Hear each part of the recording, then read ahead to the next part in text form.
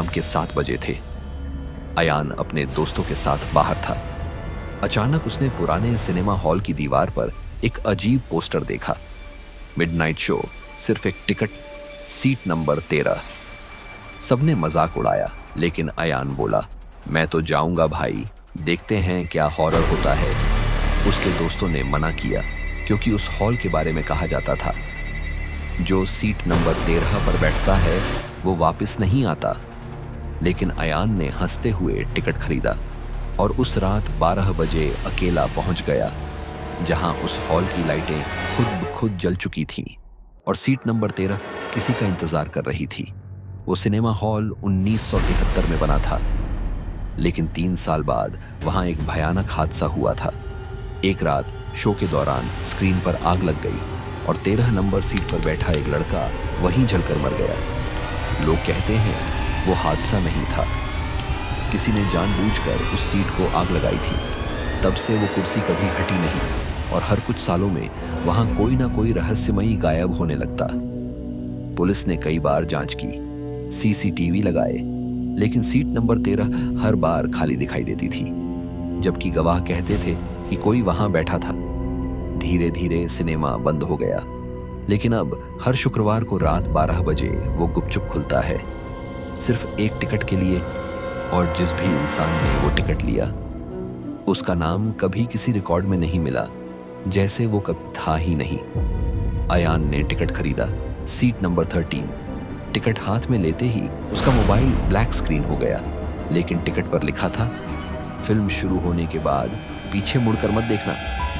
अयान हंसा और बोला, ये सब पब्लिसिटी स्टंट होगा।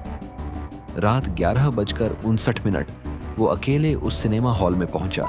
हॉल पूरी तरह खाली था, बस एक सीट चमक रही थी, सीट नंबर 13। जैसे ही वो बैठा, स्क्रीन पर कोई फिल्म नहीं, उसके खुद के घर का वीडियो चलने लगा।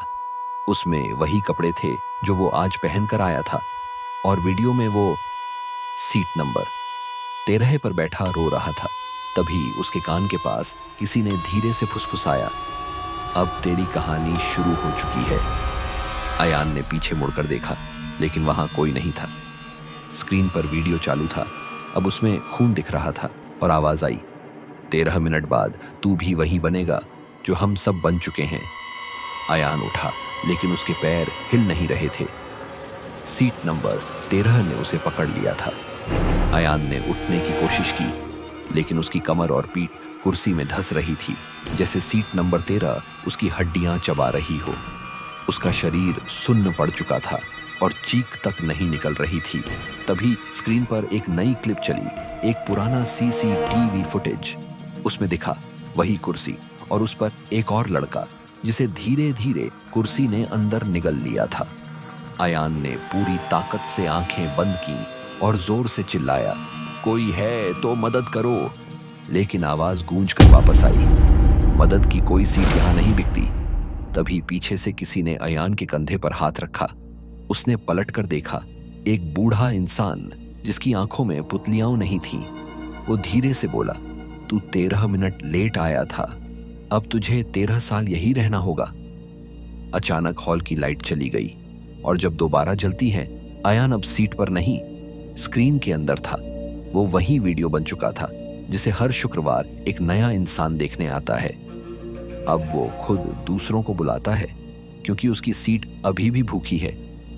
जब स्क्रीन फिर से यूं झिलमिली तो अयान का शरीर घुलकर एक कुर्सी बन चुका था। उसकी हड्डियां अब सीट के फ्रेम में सीटी हुई थीं।